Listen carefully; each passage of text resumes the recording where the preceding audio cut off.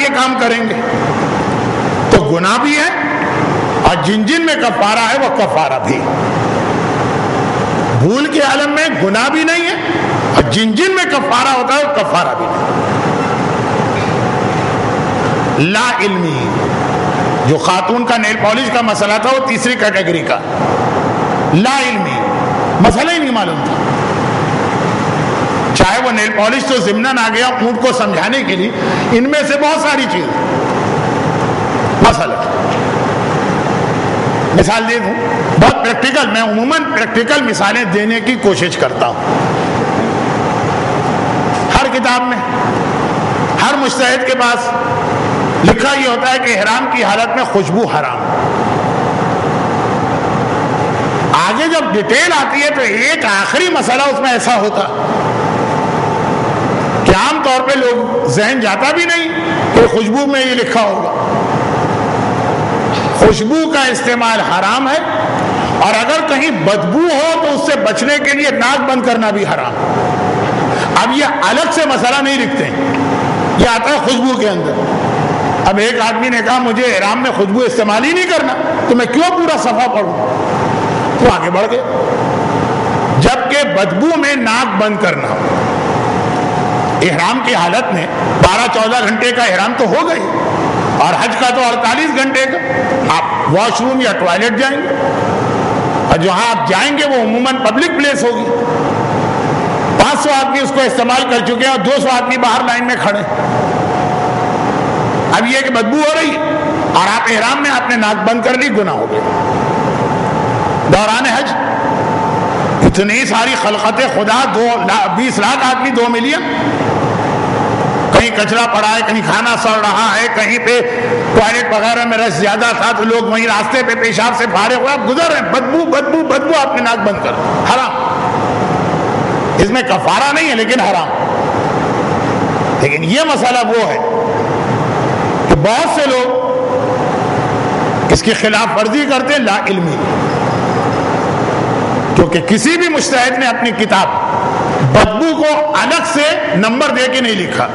25 چیزیں حرام ہیں تو لکھا ہے خوشبو حرام ہے نمبر 16، نمبر 17 بدبو حرام ہے نہیں، وہ خوشبو کے اندر ہی لکھ دیتے ہیں۔ تو بہت سے لوگ پورا مسئلہ پڑھتے ہی نہیں، بھائی ہمیں خوشبو استعمال ہی نہیں کرنا تو ہم کیوں پڑھیں؟ اب یہ والی غلطی 8-10 سال سے ذرا کنٹرول ہوئی ہے جب میں نے اس طرح سے کلاس میں بتایا۔ تو اب اس سے پہلے جو لوگ بدبو میں ناک بند کرتے تھے، لا علم، اس کا مسئلہ۔ پھر سن لیجئے، بھول کے عالم میں اگر جو بھی اس میں سے کام ہو گئے، کوئی گناہ نہیں، اور 4 چیزوں کو چھوڑ کے کوئی کفارہ بھی نہیں۔ 4 چیزوں میں بھول میں بھی کفارہ مگر گناہ نہیں۔ نمبر 2، جان بوجھ کر، انٹینشنلی، پرپزلی، اگر آپ نے یہ 24-26 چیزیں کی تو گناہ تو سب میں ملے گا، جان بوجھ کے جو کام کریں گے گناہ، اور آدھی سے زیادہ چیزوں میں کفارہ بھی۔ لا علمی مسئلے آپ کو اتنی تفصیل سے نہیں معلوم تھے، موٹے موٹے مسئلے، سرسری مسئلے، چاٹ آپ کے سامنے، ہر ایک کی تفصیل نہیں پتہ، اور اس میں سے کوئی غلطی کرنا، تو لا علمی میں بھی کوئی کفارہ نہیں سوائے ان 4 کے۔ لیکن گناہ ہے لا علمی کا۔ اب یہ 3 الگ الگ چیزوں کی 3 کیٹیگریز بن گئی۔ ذرا غور کیجئے گا مولانا نے کیا کہا۔ آمدن یا لا علمی میں کرے تو گناہ ہے، بھول میں کرے تو گناہ نہیں۔ بھول یعنی مسئلہ آپ نے سنا، مسئلہ آپ نے یاد کیا، اس وقت ذہن سے نکل گئے، یہ ہو گئی گناہ کی بات۔ جان بوجھ کر اور لا علمی میں گناہ ہے، بھول میں گناہ نہیں، یہ ایک الگ مسئلہ۔ اب آئیے کفارہ۔ جان بوجھ کر کرے تو کفارہ ہے، بھول اور لا علمی میں کوئی کفارہ نہیں، صرف 4 چیزوں میں تو ہے۔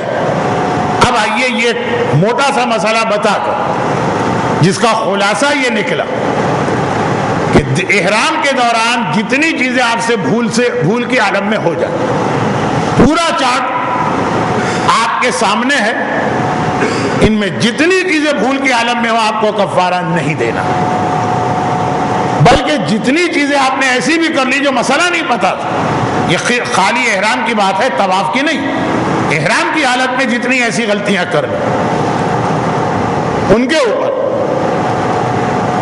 لا علمی میں بھی اگر آپ نے کہ مسئلہ معلوم نہیں، آپ نے مسئلے سنے ہی نہیں، آپ نے مسئلے سیکھے ہی نہیں، آپ نے اللہ قبول کرنے والا ہے کا نعرہ لگا کے سارے حرام کیے، لا علمی میں کفارہ کوئی نہیں، گناہ اپنی جگہ ہوگا۔ مجھے معلوم ہے کہ ایک دفعہ کہنے سے یہ چیز واضح نہیں ہوگی، لیکن آپ یاد کیجئے، یاد رکھیے، حج میں سب سے زیادہ مسئلے آپ دیکھیں گے لوگ آ کے پوچھتے ہیں مولانا احرام میں یہ ہو گئے، مولانا احرام میں وہ ہو گئے، مولانا احرام میں یہ ہو گئے۔ ہم نے کہا آپ کو یاد تھا؟ نہیں، یاد نہیں تھا، کوئی کفارہ نہیں۔ بہت ہی آسان اس کا جواب آپ کو، اب جو سوال میں آپ سے کروں گا نا، آپ اپنے آپ سے خود کیجئے گا۔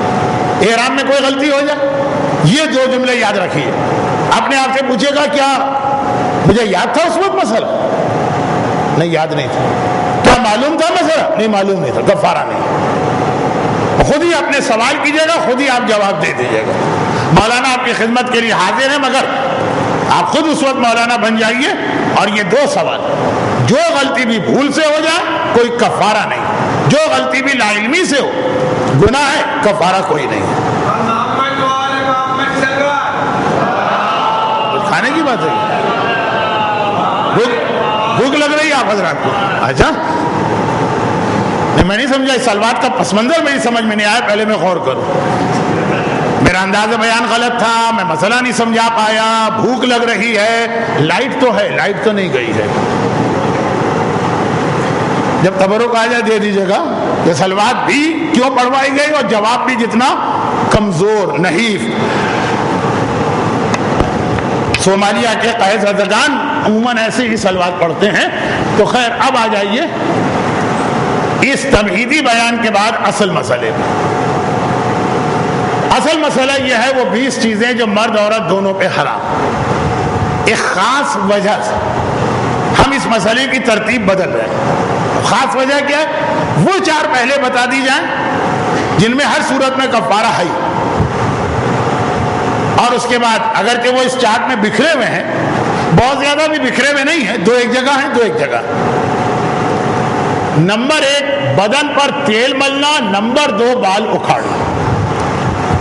یہ 2 چیزیں احرام کی حالت میں حرام۔ احرام کے درمیان آپ اپنے بدن پر کوئی تیل، کوئی لوشن، کوئی کریم استعمال نہیں کر سکتے۔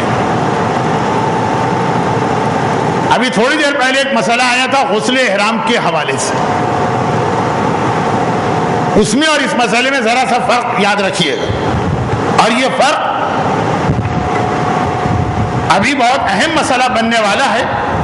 جن لوگوں کو ریشز کا پرابلم ہے وہ کوئی کریم لگانا چاہتے ہیں، جن مردوں اور عورتوں کو ہونٹ وغیرہ پھٹ جاتے ہیں، کھال پھٹ جاتی ہے، وہ اسکن کے لیے یا لپ گلوز ٹائپ کی کوئی چیز لگانا چاہیں، اور اگر کبھی ڈینگی وینگی ٹائپ کی کوئی بیماری حج کے علاقے میں پھیل جائے۔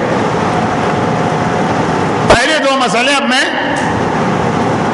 تھوڑا سا بیان یہ بیٹھ کے کر رہا ہوں کیونکہ چارٹ کا کام فی الحال ختم ہو گیا۔ احرام کی حالت میں بدن پہ کوئی تیل، کوئی کریم، کوئی لوشن استعمال کرنا جائز نہیں۔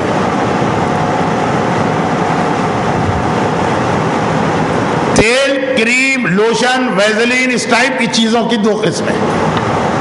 ایک وہ ہے کہ جس میں یہ چکناہٹ بھی ہے، اصل چیز سے چکناہٹ ہوئی، اور خوشبو بھی ہے، یعنی خوشبودار کریم ہے، خوشبودار تیل ہے، خوشبودار لوشن ہے، اور ایک یہ ہے کہ تیل، کریم وغیرہ ہے وہ خوشبو والا نہیں۔ احرام سے پہلے ایسا کوئی تیل، کریم، لوشن، شیمپو استعمال نہیں ہو سکتا جو خوشبو والا ہو۔ بغیر خوشبو والا آپ استعمال کر سکتے ہیں کیونکہ احرام ابھی شروع نہیں ہو، اور وہ احرام سے پہلے بھی خوشبو والا اس وقت حرام ہے اگر اس کی خوشبو احرام تک چلے۔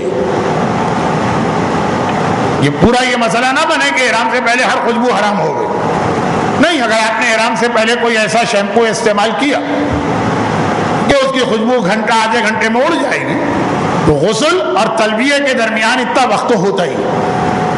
خیر، خوشبو والا پہلے سے ہی حرام ہو جاتا ہے اگر احرام میں اس کا اثر بچے گا، لیکن جو بغیر خوشبو والا وہ احرام سے پہلے جو جتنا تیل، کریم، لوشن، ویزلین جو کچھ استعمال کرنا ہے استعمال کی۔ احرام پہننے کے بعد استعمال جائز نہیں. اچھا اب یہ ہوا عام مسئلہ. اور یہ والا عمل اگر غلطی سے بھی ہوا تو کفارہ دینا. مثلا احرام آپ نے پہنا ہوا, عادت ہوتی, بہت سے لوگوں کی عادت ہوتی کہ صبح اٹھنے کے بعد وہ کریم وریم لگائی, ویسلین لگائی, ہونٹ پھٹ رہے ہیں تو لپ گلوس وغیرہ استعمال کیا, بالکل ذہن سے نکل گیا کہ اس وقت ہم مکے میں احرام کی حالت میں بیٹھے, بالکل بے خیالی. اور یہ چونکہ آج کل کی زندگی میں اتنا یہ روٹین میں چیزوں کا استعمال آ گیا, آدمی کا دھیان بھی نہیں جاتا. وہ خود ہی ایک مرتبہ اس نے بیوٹی باکس کھولا یا وہ الماری کے ڈرار کھولی, نکالا, استعمال کیا, پھر یاد آیا ارے تو احرام تھا, کفارہ واجب ہو گیا. لیکن اگر یہ چیزیں ضرورت کے تحت استعمال کرنا پڑے, ضرورت کہتے ہیں کہ جب تکلیف اور اذیت شروع ہو گئی یا اتنا آپ قریب پہنچ گئے کہ آپ کو لگا کہ اب اگر میں کریم نہیں لگاؤں گا تو تکلیف شروع ہو جائے گی. تو میں نے کل ایک مردوں کے لیے مثال دی تھی ریشز. آپ نے احرام پہن لیا, 2-3-4 گھنٹے آپ نے چلا بھی لیے, لیکن اب ریشز ہو گئے, اب تکلیف شروع ہو گئی. اب بے انتہا تکلیف ہوتی, یا یہ کہ نہیں ابھی ریشز شروع نہیں ہوئی لیکن اب لگ رہا ہے کہ بس اب اگر میں نے یہ کریم وغیرہ نہیں لگائی, وارنٹی ریش, تو پھر یقیناً یہ ریشز شروع ہو جائیں گے اور تکلیف ہو جائے گی. یا جن کو کھال بال پھٹنے کا مسئلہ ہوتا, تو ہم مسئلہ ذرا سا لمبا ہو گیا تو میں اس کو مختصر کر رہا ہوں. احرام کی حالت میں بدن پہ چکنائی والی کوئی چیز, تیل, کریم, لوشن وغیرہ استعمال کرنا حرام, اور اس پہ کفارہ بھی واجب, بلکہ اگر بھولے سے بھی غلطی ہو جائے تو کفارہ واجب. لیکن اگر ضرورت اور مجبوری کی وجہ سے اس کو استعمال کر رہے ہیں تو بس ایک بات کا خیال کر لیں کہ بغیر خوشبو والا تیل یا بغیر خوشبو والی کریم یا بغیر خوشبو والی لوشن یا بغیر خوشبو والا اینٹی ریش کریم ڈھونڈے اور وہ لگا. تو کہا بھول میں بھی کریم لگانے پہ کفارہ تھا, اب جان بوجھ کے بھی کریم لگانے پہ کفارہ نہیں, اگر ضرورت کے تحت لگائے اور بغیر خوشبو والی استعمال کرے. تو بعض چیزیں ایسی ہیں کہ یہ جو اب آپ کو 5 دن ملیں گے کلاسز کے بعد اپنی فلائٹ میں, تو یہ چیزیں آپ مارکیٹ سے ڈھونڈیے. اور اتنے سارے حاجی پاکستان سے جاتے ہیں کہ مارکیٹ میں یہ چیزیں موجود بھی ہیں. خیر, اس کے اندر دونوں پہلو اس کے اندر آ گئے. بغیر مجبوری کے اگر آپ نے استعمال کی تو چاہے بھول بھی ہو تو معاف نہیں, اور مجبوری میں استعمال کی تو جان بوجھ کے بھی استعمال کریں تب بھی معاف. شرط یہ ہے کہ بغیر خوشبو والی. نمبر 2 مسئلے کو ملا دوں اس کے ساتھ تو پھر خواتین کے میں سے بعض کے لیے ایک مسئلہ جو ہر سال غلطی ہوتی ہے وہ سامنے آتا. نمبر 2 یہ ہے کہ یہ تو کریم. نمبر 2, احرام کی حالت میں بال اکھاڑنا, بال توڑنا یہ حرام. بھول کے عالم میں یہ عمل ہو جائے تو حرام تو نہیں, لیکن کفارہ ہر صورت میں واجب ہے. بھولے سے آپ بال توڑیں یا جان بوجھ کر, کفارہ ہر صورت میں. اس کا کفارہ صرف ایک مٹھی گندم ہے, کفاروں کی تفصیلات بعد میں پوچھ لیجئے گا, کیونکہ اب یہ ہر آدمی کا الگ مسئلہ. کچھ آدمی ہے پورے حج میں کفارہ واجب نہیں ہوتا, کچھ آدمی ہے کہ اپنا ایک حج کرتے ہیں 70-75 بکروں کا خون اپنی گردن پہ لیتے ہیں, کہ 75 کفارے خاتون پہ واجب ہوئے تھے ایک احرام. چونکہ اس زمانے میں گنیز ورلڈ آف ریکارڈ کا اتنا رواج نہیں تھا, اس لیے ہم ان کو بلا نہیں سکے اور وہ مسئلہ ریکارڈ میں نہیں آیا, لیکن ویسے ان آفیشل ریکارڈ, اور وہ وہی خوشبو کی وجہ سے. بیٹا میں تو بغیر زردے اور قوام کے پان کے زندہ ہی نہیں رہ سکتی, مجھے کھانا نہ دو, مجھے پانی نہ دو, لیکن زردہ قوام فلیور والا پان کھانا ہی کھانا. خالہ یہ حرام ہے احرام میں, تو بیٹا اگر میں یہ نہیں کھاؤں گی تو مجھے کعبہ ہی نظر نہیں آئے گا, تو میں طواف کس کا کروں گی. خیر, تو یہ کہ 75 بکرے ان پہ واجب ہوئے, وہ بات بعد میں شاید آ جائے. ابھی تو مختصر یہ کہ کسی پہ ایک بھی نہیں ہے، کسی پہ 75، تو سب کو ٹائم کیوں ویسٹ کر؟ یہ تفصیل آپ مکے کی آخری تقریروں میں پوچھیے گا، ابھی خالی مسئلہ سنتے جائیے، بال اکھاڑنا۔ اور یہ والی غلطی بھول میں بھی معاف نہیں۔ چنانچہ اگر کوئی آدمی بھولے سے بھی اپنے سر پہ ہاتھ پھیرے اور کچھ بال ٹوٹ جائیں، بھولے سے بھی اپنی داڑھی پہ ہاتھ پھیرے اور کچھ بال ٹوٹ جائیں، تو کفارہ واجب ہو جائے گا، اگرچہ بھول کی وجہ سے گناہ نہیں۔ اب یہ بال کے مسئلے کی وجہ سے ایک مسئلہ مذاق میں بنتا ہے، ایک مسئلہ سیریس بنتا ہے۔ مذاق میں بنتا ہے کہ مولانا آپ دیکھیں یہ بال تو ٹوٹتے ہی رہتے ہیں، اور یہ کہ داڑھی پہ ہاتھ کو پھیرتے ہی ہے، تو کیا یہ بہتر نہیں ہے کہ ہم داڑھی شیو کرا دیں؟ نہ رہے بانس نہ بجے بانسری، کہ یہ مسئلے سے ہم بچ جائیں گے کہ یہ تو بھول میں بھی معاف نہیں ہے۔ بھول کی حالت میں کفارہ واجب ہے، گناہ نہیں ہے، اور داڑھی شیو کرنا تو پرماننٹ گناہ ہے۔ وہ تو خالی احرام کے اندر آپ نے 2 دن اپنے آپ کو گناہ سے بچانے کی ناکام کوشش کی، کیونکہ گناہ تھا ہی نہیں۔ یہ تو اب یہ تو آپ کی سمجھ گئے کہ ذرا مذاق کا جملہ ہوتا۔ اگلا جملہ، مولانا یہ تو بال گرنے کا مسئلہ تو بہت زیادہ، جب یہ آ گیا کہ بھول میں بھی کفارہ واجب ہے، تو کیا بہتر نہیں ہے کہ حج پر اور عمرے پر جانے سے پہلے بال وغیرہ بہت چھوٹے کرا دیں؟ مردوں کے لیے سنت مؤکدہ کہ پہلی ذی قعدہ سے حج مکمل ہونے تک 40 دن لگتے ہیں اس میں، کیونکہ بہرحال 10 ذی الحجہ کو مینا کے میدان میں احرام اتر جاتا، تو 40 دن تک اپنے بالوں کو سر کے اور داڑھی کے بڑھانا مستحب۔ تو یہ بال کے مسئلے سے بچنے کے لیے داڑھی شیو تو خیر مذاق کی بات تھی، بال چھوٹے کرنے کو بھی اسلام نے پسند نہیں کیا۔ اور یہ جو جہاں تک بات ہے کہ نہیں یہ تو بہت پیش آنے والا مسئلہ، تو اللہ نے کہا اسی لیے ہم نے گناہ معاف کر دیا۔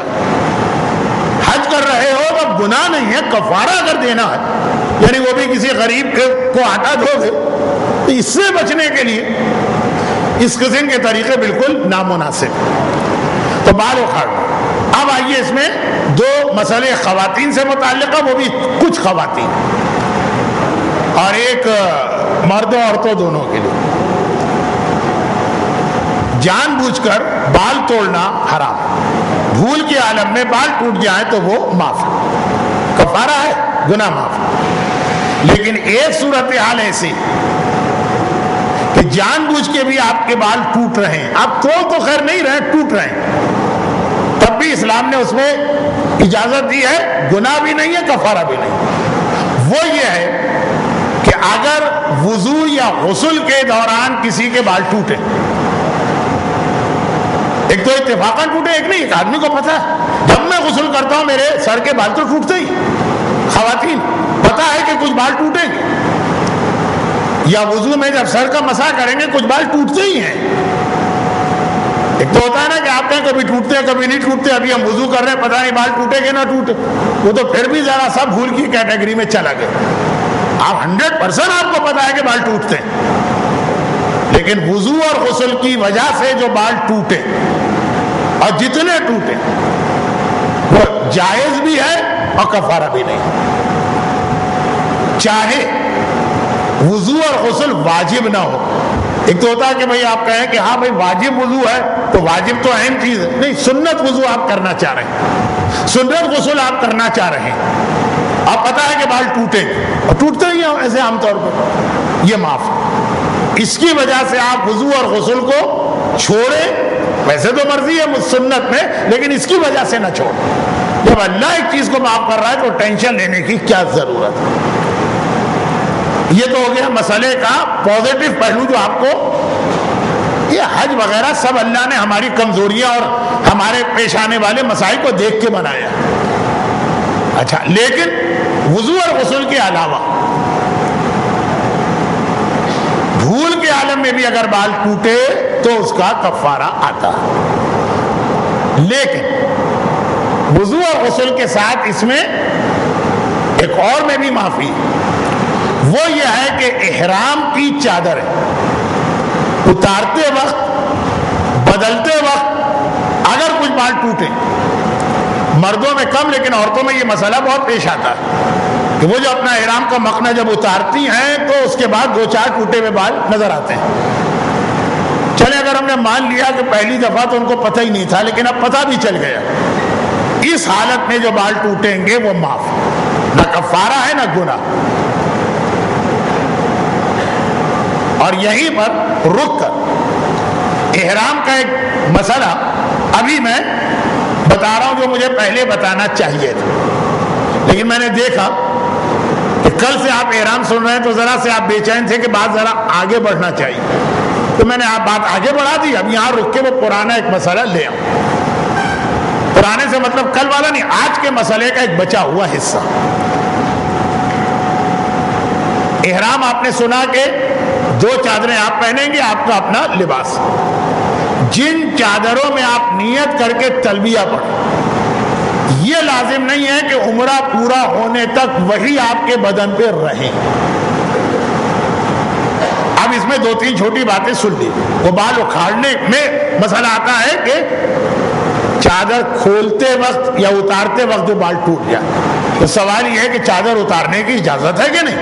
اس کے لیے میں نے مسئلے کو روکا تھا. تو اب آئیے حرام چیزوں سے ہٹ کے پہلے مسئلہ، پھر واپس ہم حرام چیز پر آئیں. احرام کی جن چادروں میں آپ نے نیت کیا تلبیہ پڑھ، وہ اگر درمیان میں کسی وجہ سے آپ اتار کر دوبارہ پہننا چاہیں، مثلا آپ واش روم میں جا رہے ہیں اور آپ کو بہت ڈر لگ رہا ہے کہ پانی وانی بہت ہے، چاہے شریعت جو بھی کہتی ہوگی جو نجاست آنکھ سے نہیں دیکھی وہ نجاست نہیں ہے، لیکن خیر دل نہیں مان رہا چادر نجس نہ ہو جائے. آپ نے احرام کی چادریں اتار کے ہینگر پہ لٹکا دی. تبرک کہاں ہے؟ تبرک کہاں ہے؟ اچھا یہ ہے تبرک. ایک اعلان آیا ہے اس درود کی وجہ سے.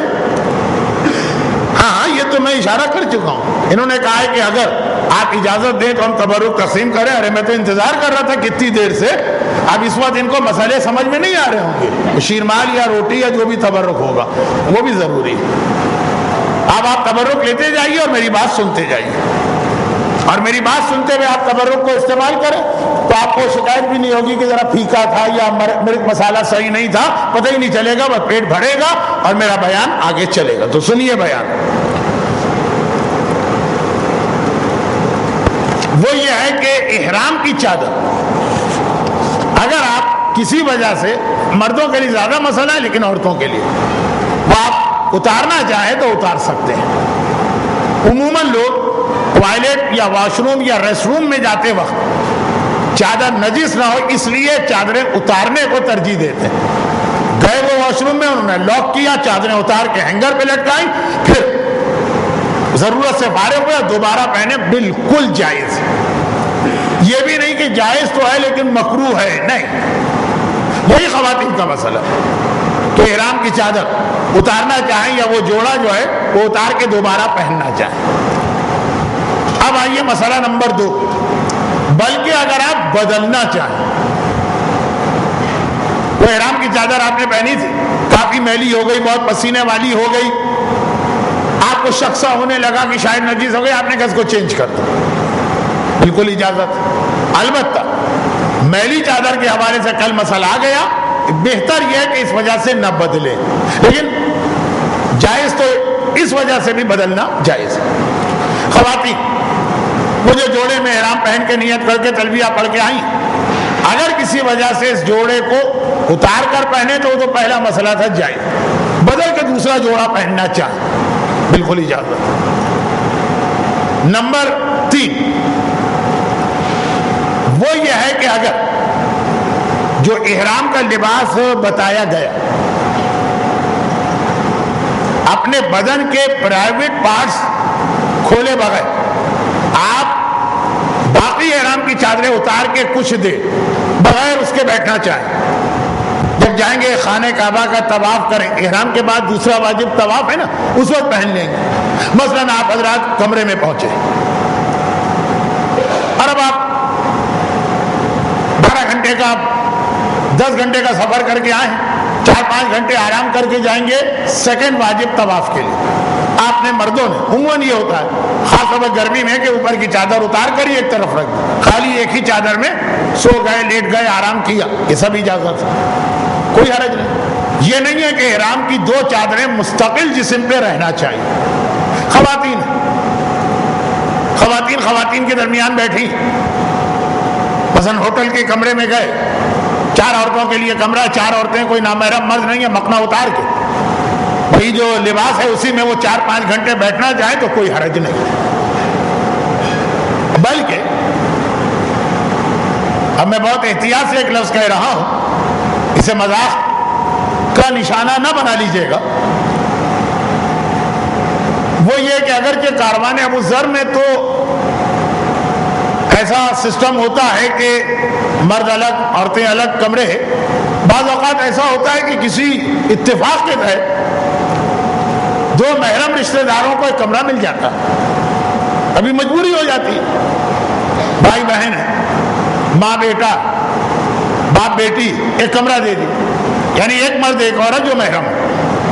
وہاں بھی اگر عورت چاہے تو اپنا مکنا اتار کے بیٹھے, کب تک بیٹھے جب تک طواف کی ضرورت نہ پڑے, یعنی اس مرد کے سامنے جس کے سامنے اس کو بال کھولنے کی اجازت ہے.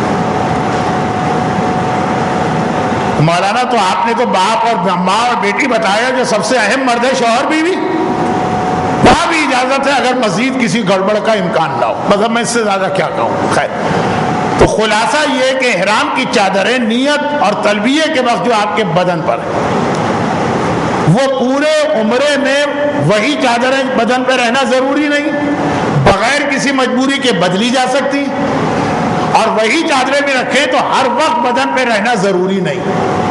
احرام ہو گیا اب آپ کا, دوسرا واجب طواف. ان دونوں کے درمیان جو وقفہ, اس میں کوئی فعل حرام کیے بغیر, یعنی فعل حرام سے مطلب حج کا نہیں, حجاب کا, کوئی فعل حرام کیے بغیر چادریں اتاری جا سکتی ہیں. لیکن احرام کی چادر اگر نجس ہو جائے, یہاں لفظ چادر سے مطلب اس کو میں بدل دوں, احرام کا لباس اگر نجس ہو جائے, یعنی مرد کی دونوں میں سے کوئی ایک چادر یا عورت کا اپنا عام لباس یا وہ مکنا, تو احرام کے لباس کی نجاست معاف نہیں, اسے فوراً پاک کرنا, اور اگر فوراً پاک کرنا ممکن نہیں تو فوراً بدلنا واجب. اسی لیے اصغر عباس صاحب نے آپ کو یہ ہدایت دی ہوگی, اور اگر نہیں دی تو فی الحال اس کی ضرورت نہیں, آگے دیں گے, کہ ٹریولنگ میں ہمیشہ آپ ایک اسپیئر چادر احرام کی لے کے چلیں, اور خواتین ایک اسپیئر جوڑا.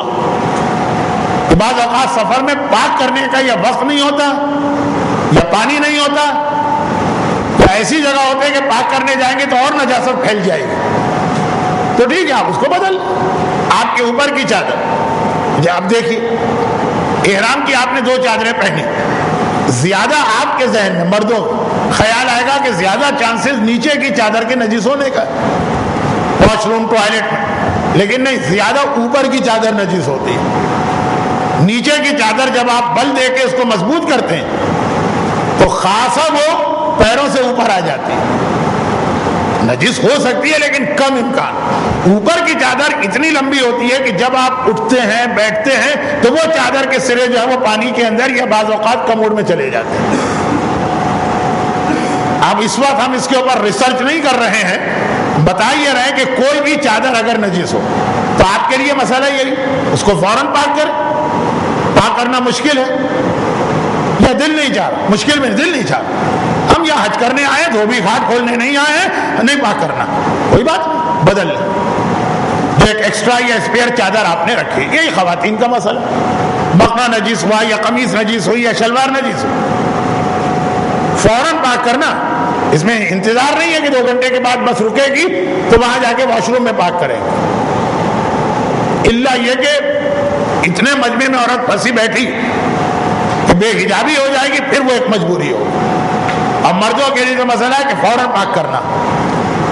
اس میں صرف ایک چھوٹ دی تھی شریعت نے لیکن اس چھوٹ کی اب آج کل ضرورت نہیں رہی. اور وہ کیا چھوٹ تھی کہ ابھی نہیں، بالکل آخر میں جب آپ وہ حج کا دوسرا حصہ کریں گے، اس میں جانور قربان کرنے یا ذبح کرنے مرد جاتے ہیں. قربان گاہ میں خون بہت ہوتا ہے، وہاں پہ آپ داخل ہوں گے تو اپنے جانور تک جاتے ہوئے 50 دفعہ آپ کی چادروں پہ خون لگے. وہ پھر اسلام نے کہا کہ پھر وہ معاف، کیونکہ وہ کتنی دفعہ آپ پاک کریں گے یا بدلیں گے، ہر قدم کے اوپر خون خون خون. لیکن اب کیونکہ قربان گاہ کا سسٹم ہی چینج ہو گیا تو چھوڑ دیجیے. تو اب یہ بیچ میں ایک مسئلہ آ گیا، یہ دو مسئلے آ گئے. احرام نجس ہو جائے تو اس کو پاک کرنا ضروری ہے، چاہے آپ اسی کو پاک کریں، چاہے آپ پاک کا مطلب ہے اس کو بدل دیں اور نجس چادر کہیں رکھ دیں اور دوسری پاک چادر یا پاک کپڑے پہن لیں. البتہ اگر اوپر کی چادر نجس ہوئی ہے تو خالی اس کو بدلنا. نیچے کی چادر نے کیا قصور کیا؟ نیچے کی چادر نجس ہوئی ہے، خالی اس کو بدلنا. اسی طرح عورت کے لباس میں مقنا، قمیص، شلوار سب کا الگ الگ مسئلہ ہے. اور نمبر 2 یہ کہ بغیر کسی وجہ کے بھی چادریں اتاری جا سکتی ہیں، بعد میں وہی چادریں پہن سکتے ہیں، بعد میں بدل سکتے ہیں. یہ تو بیچ میں ایک بات اس لیے آ گئی تھی کہ شروع میں احرام 2 دن سے آپ سن رہے ہیں تو ذرا سی آپ کو تھکن ہو گئی تھی. تو ایک مسئلے کو میں نے روکا تھا بال اکھاڑنے میں، اس کو میں نے لا کے جوڑا. اب آئیے جو اصل مسئلہ چل رہا کہ اس کے اندر جو آپ کی نیت نہیں ہے لیکن چادریں یا کپڑے اتارتے وقت، پہنتے وقت جو بال ٹوٹتے جائیں گے خود بخود وہ معاف. اب آئیے یہ 2 میں نے حرام اس لیے پہلے بتایا کہ اول تو چارٹ میں بھی یہی 2 سب سے پہلے، اور دوسرا یہ کہ یہ 2 وہ ہیں کہ جس میں بھول میں بھی کفارہ. چکنائی والی چیز بدن پہ لگانا، بھولے سے بھی لگائیں، اور نمبر 2 بال اکھاڑنا. اب اس میں ایک مسئلہ بعض خواتین کو پیش آتا اور وہ یہ ہے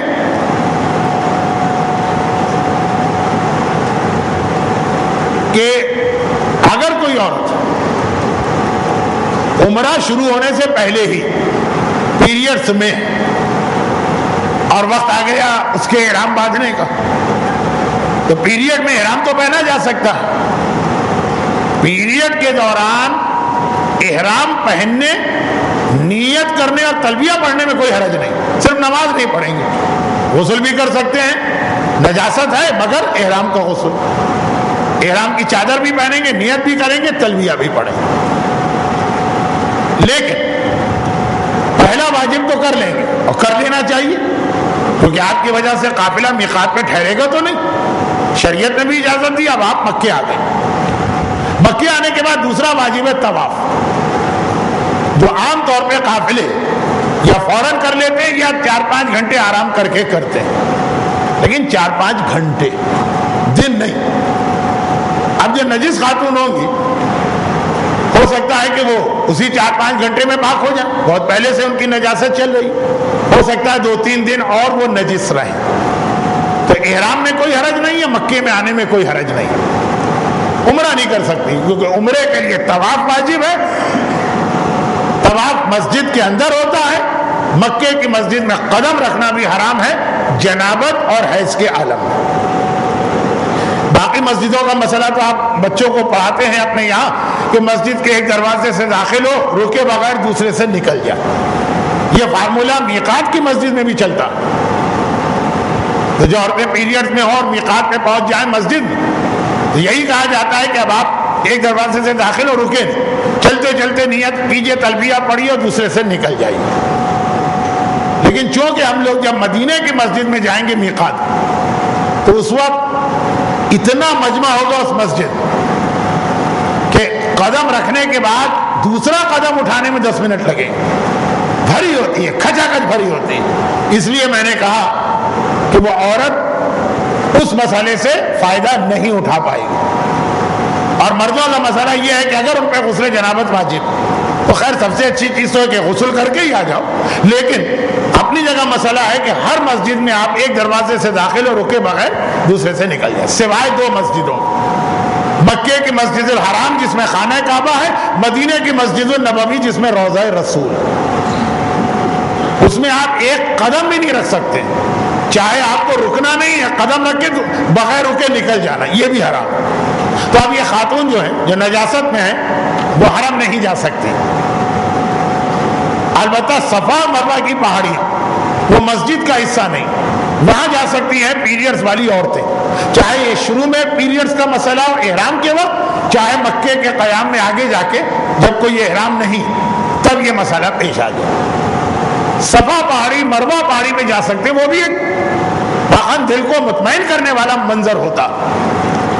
لیکن صفا پہاڑی پہ جانے کے دو دروازے ہیں, ایک مسجد سے ہو کے جاتا ہے وہ حرام, ایک باہر سے سڑک سے ہو کے آتا ہے وہ جائز. خیر یہ باتیں تو بعد میں آئیں گی. خلاصہ یہ کہ اب یہ والی عورتیں جو مکے پہنچی پیریڈز کے ساتھ احرام تو ہے, عمرہ نہیں کر سکتی. کتنے دن رکیں گی؟ جب تک کہ یہ پاک نہیں ہو جائیں گی. ہو سکتا ہے 4 دن لگے, ہو سکتا ہے 5 دن لگے, ہو سکتا ہے 6 دن. تو یہاں ایک ریکویسٹ ہے دوسری عورتوں سے, ایک مسئلہ خود ان عورتوں سے. اب اتنے دن تک یہ احرام کی حالت میں رہیں گے. تو یہ والا مسئلہ جو ابھی تھوڑی دیر پہلے میں نے بتایا, عام عورت کے اتنے فائدے کا نہیں ہے جتنا اس عورت کو, کہ وہ مکنا اتار سکتے ہیں, کپڑے بدل سکتے ہیں. چاہے ایک عام عورت کہے کہ 12-14 گھنٹے میں مجھے کیا ایسی مار پڑ رہی ہے, میں اسی میں رہتی ہوں. 5 دن تو یہ یقیناً اس میں جوڑے بھی بدلنا اور اس میں مکنا بھی اتارنا, تو وہ تفصیل آ گئی کہ کوئی مسئلہ نہیں. لیکن ہوتا یہ, اور یہ ہر سال ایک آدھ کیس پیش آتا ہے. وہ کل میں نے چارٹ دے کے واپس منگوا لیا کہ وہ پیش نہیں آتا مسئلہ.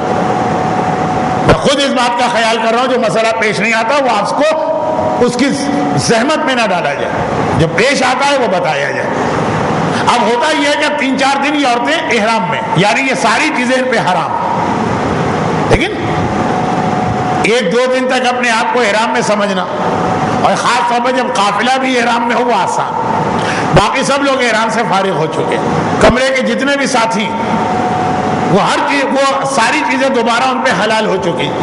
تو کبھی کبھار بے خیالی, یہ خاتون بھی صبح اٹھی عادت کے مطابق کنگا اٹھایا اور بال سلجھا لیا, بال ٹوٹ گئے.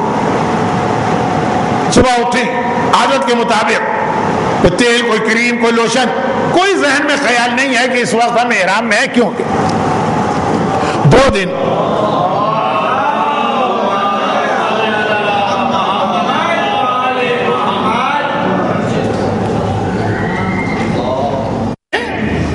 اب عورتوں کا احرام مردوں کی طرح بھی نہیں ہوتا. تو مردوں کی وہ جو چادریں ہیں وہ ان کو ہر وقت یاد دلاتی ہے کہ ہمارا احرام, تو عام کپڑوں میں مکنا بھی اتار دیا. جو میقات سے جوڑا پہن کے آئی تھی ہو سکتا ہے وہ بھی بدل دیا ہو. خیر یہ ساری چیزیں اس مسئلے کا حصہ نہیں. بے خیالی کریم لگا دی, تیل لگا دیا, کنگھی کر لی, یہ 2 چیزیں بہت زیادہ ہو جاتی ہیں, کیونکہ یہ آج کل ہمارے یہاں زندگی کا حصہ بن گئی. پیسٹ کرنا اور تیل ڈالنا اور کنگھا کرنا اور خیال ہی نہیں رہتا. مگر اتفاق سے یہی 2 چیزیں وہ ہیں جو بھول میں بھی معاف نہیں, گناہ نہیں, کفارہ دینا پڑے گا. تو خواتین جو پیریڈز کی عالم میں ہوں اور ان کو 4-5 دن اس حالت میں رہنا پڑے, وہ ذرا سا احتیاط کریں. اور اب آئیے درخواست, یہ درخواست میں مردوں اور عورتوں دونوں سے کر رہا ہوں. مردوں کے لیے اصل اس کا موقع پڑے گا جا کے 8 نومبر کو, لیکن ایک آدھ جگہ شاید ابھی بھی پڑ جائے. مسئلہ کیا ہے؟ مسئلہ یہ کہ جس کمرے میں آپ رہ رہے ہیں, خواتین بھی مرد, اگر آپ کا احرام اتر گیا مگر کسی وجہ سے آپ کے کمرے کے ساتھی کا احرام ابھی نہیں اترا, جیسے خواتین میں آ گیا کہ 4 عورتیں کمرے میں ہیں, 3 پاک تھی, وہ جا کے عمرہ کر کے احرام اتار کے فارغ ہو گئی. ایک عورت بیچاری پیریڈز میں, اس کا احرام چل رہا. یا مردوں 3 مرد ایک کمرے میں ہیں, 2 جا کے عمرہ کر کے آ گئے, ایک صاحب مکہ پہنچ کے بیمار پڑ گئے. اب وہ 2 دن کے بعد جب صحت ہوگی تو جا کے عمرہ کریں. یا مردوں اور عورتوں کا مشترکہ مسئلہ کہ کاروان کی کسی انتظامی مجبوری کی وجہ سے ایک کمرے میں مثلا محرم مردوں اور عورتوں کو جمع کرنا پڑا, مردوں کا احرام اتر گیا, عورت کا احرام باقی. تو ایک درخواست کہ جن کے لیے چیزیں حلال ہو گئی وہ بھی ان چیزوں کو ایوائڈ کریں جو احرام والے ساتھی کے لیے ابھی تک حرام. بھئی ہمارا احرام اتر گیا کیونکہ ہم نے پورا عمرہ کر لیا, ہم آئے, ہم نے پرفیوم اٹھایا, ایک مرتبہ بدن پہ چھڑکا, مگر جو ہمارا ساتھی ہے یا ہماری ساتھی اس کے لیے خوشبو ابھی تک حرام ہے. اب آپ کہیں گے جی ہمارے لیے تو حلال ہو گئے. یا شیخ اپنی اپنی دیکھ, ہر آدمی اپنے آپ کو دیکھے, میں کیوں دوسروں کا خیال کروں. اس مزاج کے ساتھ حج تو نہیں ہوتا. تو بہرحال یہ ایک درخواست ہے کیونکہ مسئلے جھگڑے ہمیشہ ہمارے پاس آتے ہیں کہ مولانا ہمارا احرام ہے, باقی عورتوں کا احرام نہیں, خوشبو خوب لگا رہی ہے.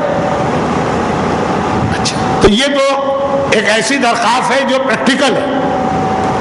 اب آئیے چارٹ کو ہم آگے بڑھائیں. آج اگر یہ چارٹ بھی مکمل ہو جائے تو میں اس کو ایک کامیاب کلاس سمجھوں گا. پھر کل تو انشاءاللہ طواف کا مسئلہ. دو چیزیں تو ابھی ہم نے بالکل صحیح ترتیب سے بتائیں. اب ہم جا رہے ہیں دو ان چیزوں پر جو بغیر ترتیب کے اس لیے ہیں کہ ان میں بھی بھول کی معافی نہیں, اور وہ میں ایک ایک جملے میں مکمل کروں گا. مشترک چارٹ کی آخری دو چیزیں, جمع کرنا یعنی شوہر و بیوی کے تعلقات اور شکار. یہ دو ایسی غلطیاں ہیں کہ بھولے سے بھی ہو جائیں تو اس کے اوپر کفارہ آتا.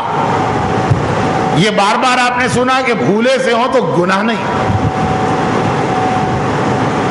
میں بہت کھل کے نہیں کہنا چاہتا, لیکن حتیٰ پوائنٹ نمبر 19 احرام کی حالت میں تو بھولے سے یہ غلطی ہوگی, گناہ نہیں, کفارہ ہے. جان بوجھ کر ہو تو بہت بڑا گناہ ہے اور بڑا کفارہ ہے. لیکن بہرحال اس وقت مسئلہ بھول کا ہے اور یہ مسئلہ بہت کم پیش آتا. ایک تو ویسے ہی لوگ ذرا احتیاط کرتے ہیں, اور پھر یہ کہ کاروان کی انتظامیہ اتنا موقع کہاں دے کہ کوئی آدمی گڑبڑ کرے. اور 20ویں اور آخری چیز اس کامن چارٹ کی شکار, یہ بھی اگر آپ سے بھول میں ہو جائے تو کفارہ ہے. اکثر ایک جملہ میں کہتا ہوں, شاید آج نہیں کہنا چاہیے مجھے کیونکہ وقت نہیں, پھر بھی کہہ, معصومین کے زمانے میں جو حج ہوتے تھے اس میں سب سے زیادہ احرام کی جو غلطیاں ہوتی تھی وہ شکار. آپ معصومین کے واقعات پڑھتے چلے جائیے, جتنے مسئلے لوگوں سے پوچھے, لوگوں نے آ کر امام سے حج کی غلطیوں کے پوچھے, طواف کے بہت کم, احرام کے بہت کم. شکار, مولا میں احرام میں تھا شکار کر لے, مولا میں احرام میں تھا شکار کر لے. امام حسن کے مشہور واقعے سے لے کر کہ وہ احرام کی حالت میں شتر مرغ کے انڈے بھون کے کھا گیا اور شکار, نویں امام کے یحییٰ ابن اقسم کے مناظرے تک شکار. لیکن جتنا اس وقت مسئلہ پیش آتا تھا اتنا ہی آج کل ختم ہو گیا. تو اب اس کو میں یہاں روک دیتا ہوں. پہلے زمانے کے بدو عرب پیدل حج کرتے تھے. مسجد شجرہ سے مکہ آنے میں 450 کلومیٹر کئی دن لگتے تھے. بھوک پیاس کے عالم میں تو وہ شکار ہی کر کے گزارا کرتے. نہ اس وقت ہوٹل تھے نہ مسافر خانے. بہرحال یہ دو غلطیاں ایسی کہ ان میں بھول میں بھی کفارہ ہے, لیکن یہ چھوڑ دیجیے. اب آئیے, بھول والی غلطیاں ختم. اب ہم نارمل طریقے سے چارٹ آگے بڑھائیں گے. جو چیزیں حرام, بدن پہ چکنائی والی چیزوں کا استعمال, جن کو بہت دور سے چارٹ نظر نہیں آ رہا تو وہ ہاتھ کے بکلیٹ کو دیکھیں. نمبر 2 بال اکھاڑنا. نمبر 3, اور یہ ترتیب میں نے ذرا مراجع کی کتاب سے ہٹ کے اس لیے کی ہے کہ وہ جو میں ابھی تھوڑی دیر پہلے وضاحت کر چکا ہوں. نمبر 3 کا اے الگ ہے اور بی الگ ہے. اے ہے خوشبو کا استعمال, یہ بھی حرام ہے, مرد پر بھی عورت پر. نمبر 2 بدبو سے بچنے کے لیے ناک بند کرنا, یہ بھی حرام ہے, مرد کے لیے بھی عورت کے لیے بھی. فرق صرف یہ ہے کہ خوشبو کا استعمال, اگر کسی نے خوشبو استعمال کی حرام بھی ہے, کفارہ بھی ہے. بدبو سے بچنے کے لیے ناک بند کی جان بوجھ کر, بھول میں تو سب معاف ہے, جان بوجھ کر. حرام تو کیا, کفارہ نہیں. بدبو سے بچنے کی کئی مثالیں میں نے دے دی, اور چونکہ ابھی شروع میں آپ کو یہ مسئلہ اتنا پیش نہیں آئے, نہ اتنا رش ہے حرم میں, نہ ایسے کوئی پبلک پلیس پہ ابھی آپ کو جانا ہے, تو مزید مکے میں بھی یہ مسئلے بتائے جائیں گے.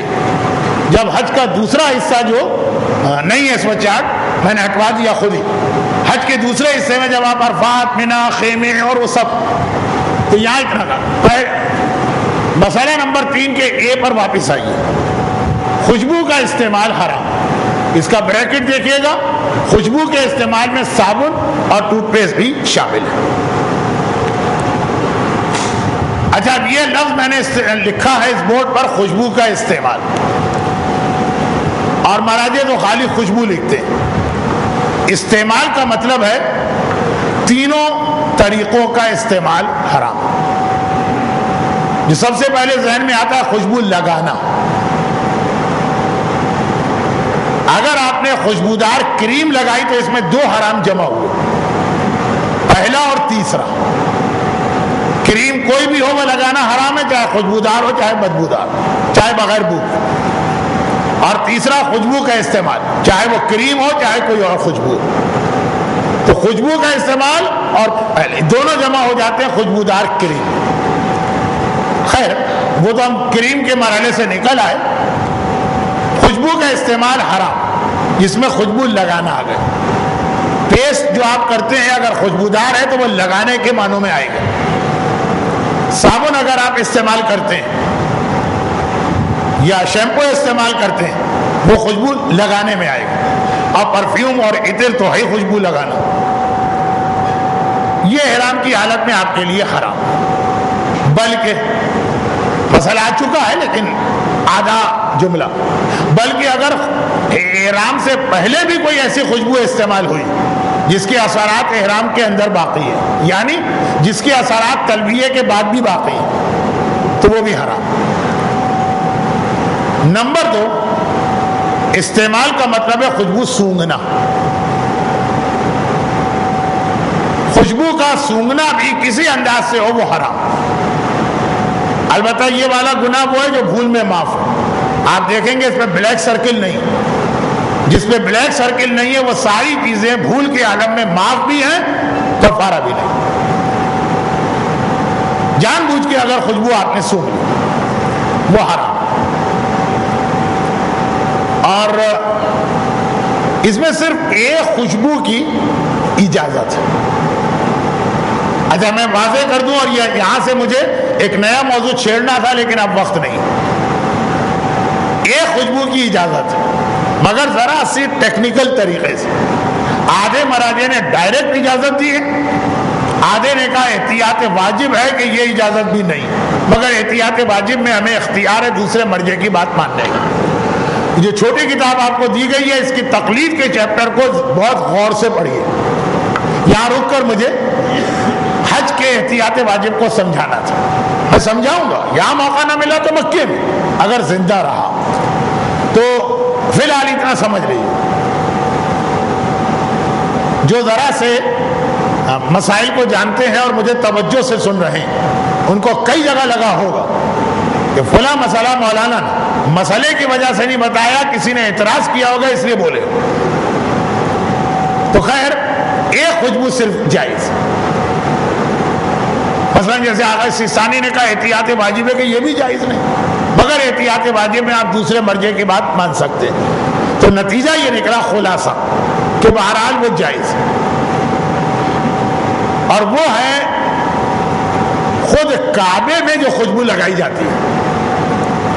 کعبے میں ایک تو بہت سے لوگ عقیدت میں عطر وطر لا کے لگاتے ہیں, وہ تو خیر اتنا غیر نمایاں ہوتا, لیکن باقاعدہ خود کعبے کے لیے حکومتی انتظام ہے کہ اس کے غلاف کو بھی اور اس کی دیواروں کو بھی اور حجر اسود کو بھی اس کے اوپر خوشبو لگائی جائے.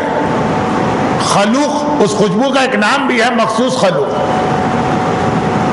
وہ والی خوشبو اگر آپ احرام کی حالت میں کعبے کو بوسہ دینے پہنچے یا حجر اسود کو بوسہ دینے پہنچے جب احرام آپ نے پہنا, میرا تو مشورہ یہ ہوتا ہے کہ مکہ پہنچ کے کعبے کے قریب جا کے پہلے عمرہ کر لیں, احرام اتار لیں, پھر آپ کعبے کے قریب جائیے.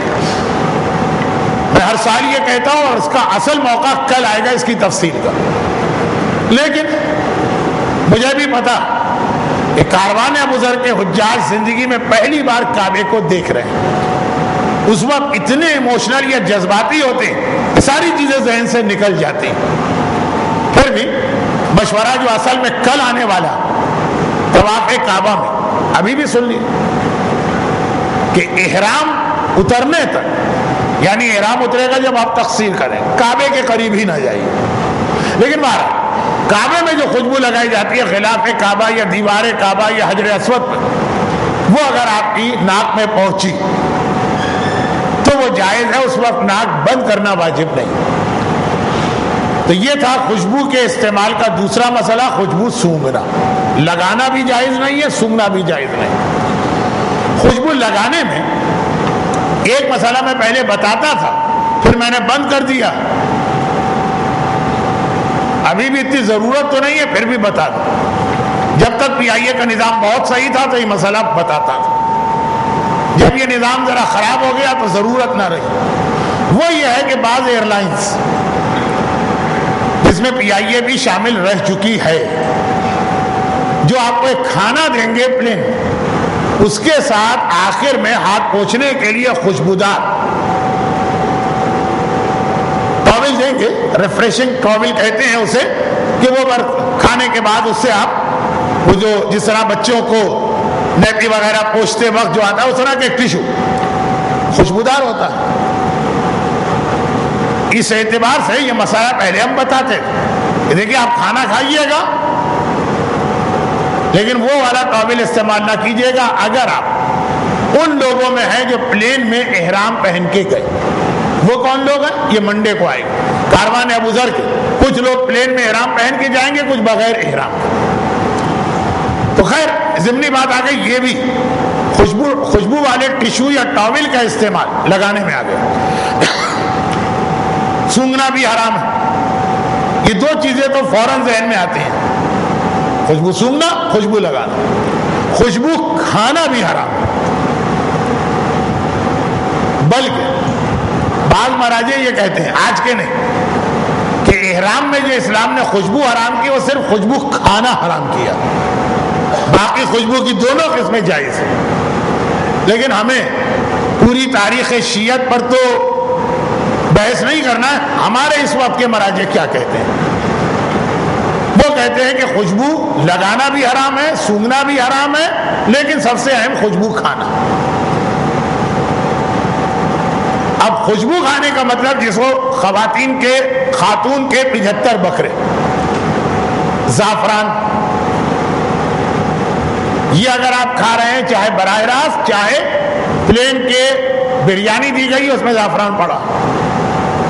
اب پی آئی اے تو آج کل بہت زیادہ بجٹنگ پہ آ گئی ہے، کٹوتی میں آ گئی، چاول میں گوشت بھی پڑا ہو تو بہت بڑی بات ہے، لیکن یہ ہے کہ وہاں سعودی عرب پہنچ کر احرام آپ نے پہن لیا میقات پر، طواف آپ کریں گے 4 گھنٹے بعد، اس دوران اگر کوئی کھانا آپ نے کھایا تو خیال رکھیے گا کہ وہاں زعفران بہت سستی ہے، چاولوں میں عام طور پہ زعفران ہوتی ہے۔ احرام کی حالت میں ہاں اگر آپ کو معلوم نہیں ہے تو آپ کھا سکتے ہیں، لیکن اگر معلوم ہے تو چاہے زعفران خالص شکل میں کھائی جائے، چاہے زعفران کسی کھانے کا حصہ ہو، لیکن زعفران ہی نہیں، خوشبودار ہر وہ چیز جس کی اپنی ایک خوشبو ہوتی ہے جسے لوگ خوشبو کہتے ہیں۔ تو جو پان میں زردہ یا قوام استعمال کرنے والی بزرگ خواتین اس میں یقیناً زعفران تو ہوتا۔ اب چونکہ ہمارے قابلے میں اکثر تو خوجی حضرات ہیں، تو آپ حضرات کی کچھ خاص ٹرمز ہیں جو مجھے آج تک یاد نہیں ہو، 555 پان مسالہ، تیز پتی، پتہ نہیں کیا کیا کیا عجیب و غریب نام، وہ یاد نہیں ہوئے۔ ان میں اگر زعفران وغیرہ پڑا ہوا، وہ عورتوں کے لیے بھی مسئلہ ہے، لیکن جو کہ مرد زیادہ کھاتے بھی ہیں اور زیادہ پوچھتے بھی، احرام کی حالت میں، یہ نہیں کہہ رہا ہوں کہ 40 دن، جتنی دیر احرام آپ کے بدن پہ، 2 دن یا 12 گھنٹے، تو خوشبو کا کھانا بھی حرام۔ لیکن خوشبو سے یہاں کیا مراد؟ دنیا کی ہر چیز کی اپنی ایک بو تو ہوتی ہے، اس میں جسے خالصتاً خوشبو کہا جائے، زعفران خود ایک خوشبو۔ یہ بحث میں نے کیوں چھیڑی؟ وقت نہیں ہے اس کا، اس لیے باقی باتیں تو بعد میں ہوں گی، ادرک، دار چینی، لونگ، پودینہ، پیپرمنٹ اور اس ٹائپ کی چیزیں یہ خوشبو ہے کہ نہیں؟ یہ ابھی آپ اس کو چھوڑ دیجئے، آپ خود بہت کنفیوز ہوں گے. پہلے والا احرام آپ کا 10-12 گھنٹے ان سب چیزوں کو چھوڑ دیجئے، ورنہ مسئلہ لونگ کا بھی آئے گا، مسئلہ دار چینی کا بھی آئے گا، مسئلہ یہ پودینے کا اور منٹ کی تمام باقی قسموں کا بھی آئے گا. لیکن فی الحال کچھ چیزیں مکے کے لیے بھی رکھیے. جب آپ ایک احرام 12 گھنٹے کا پہن چکے ہوں گے تو بہت ساری چیزیں آپ کی خود ہی سمجھ میں آنے لگیں گی جو ابھی بتانے کا فائدہ نہیں. لیکن اس میں ایک چیز خاص طور پہ بتا دوں، کیونکہ یہ مسئلہ تو پہلے احرام میں ہی شروع ہو سکتا، وہ یہ ہے کہ پھل، فروٹس، سیب کی اپنی خوشبو، بلکہ بعض لوگ سیب خریدتے ہی یہی چیک کر کے کہ خوشبو والا ہے کہ نہیں. تو بہت سارے پھل ایسے ہیں جن کی اپنی خوشبو، احرام کی حالت میں کیا وہ کھائے جا سکتے ہیں کہ نہیں؟ اچھا اب آپ یہ دیکھیے گا، احرام کی حالت میں عموماً لوگ تھک جاتے ہیں اور غذا کم کرتے ہیں تاکہ کم سے کم ٹوائلٹ جانا پڑے. نیا آدمی ہے، اس کو بہت ڈر ہے کہ میرا احرام نجس نہ ہو جائے، کتنی بار احرام بدلوں گا. اور وہ جو عرفات مینا میں 2 دن آپ رہیں گے تو وہاں تو آپ سنیں گے کہ ایک ایک واش روم یا ٹوائلٹ پہ 200 کی لائن ہے. تو اب یہ کہ اس سے بچنے کے لیے لوگ غذا کم کر دیں. اگر آپ مناسب غذا بھی کھائیں مگر جو احرام اور عمرے کے واجبات کی تھکن وہ ویسے ہی کمزور کر دے گی. اور اگر غذا میں بھی آپ نے تبدیلی کر لی تو اور کمزوری دور کرنے کا بہترین علاج ہوتا ہے پھل. کیلا کھا لیا، سیب کھا لیا، یہی چیزیں آپ کو ملیں گی بھی، اور یہ سب خوشبودار ہے.